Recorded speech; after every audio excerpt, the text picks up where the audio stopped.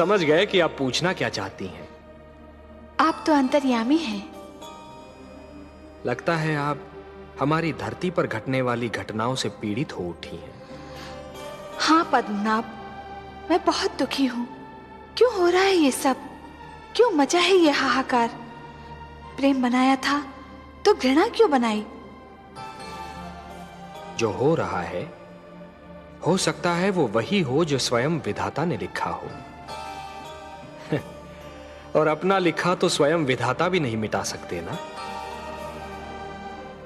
हे महादेवी, हो सकता है कि यह मानव की परीक्षा हो, उसके कर्मों की परीक्षा हो।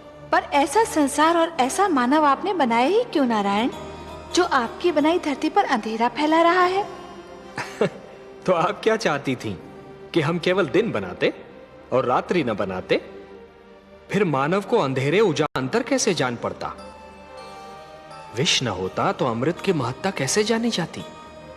पुष्प के साथ कांटे न होते तो पुष्प के सौंदर्य को कौन जान सकता?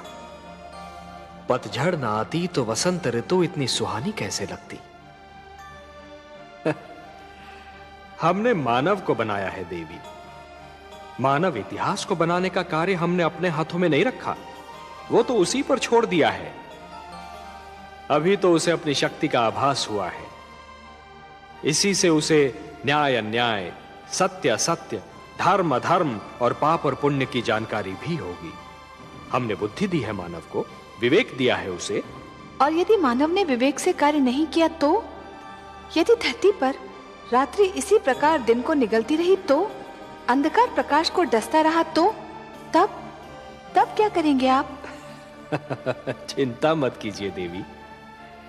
यदि इसी से उसे न्याय अन्याय, सत्य असत्य, धर्म अधर्म और पाप और पुण्य की जानकारी भी होगी। हमने बुद्धि दी है मानव को, विवेक दिया है उसे। और यदि मानव ने विवेक से कार्य नहीं किया तो? यदि धरती पर रात्रि इसी प्रकार दिन को निगलती रही तो? अंधकार प्रकाश को डसता रहा तो? तब क्या करेंगे आप? चिंता मत कीजिए देवी। यदि असत्य और अधर्म अपनी सीमा को पार कर गए, यदि धर्म की हानि होने लगी, तो हम स्वयं धरती पर जाएंगे। हम वचनबद्ध हैं।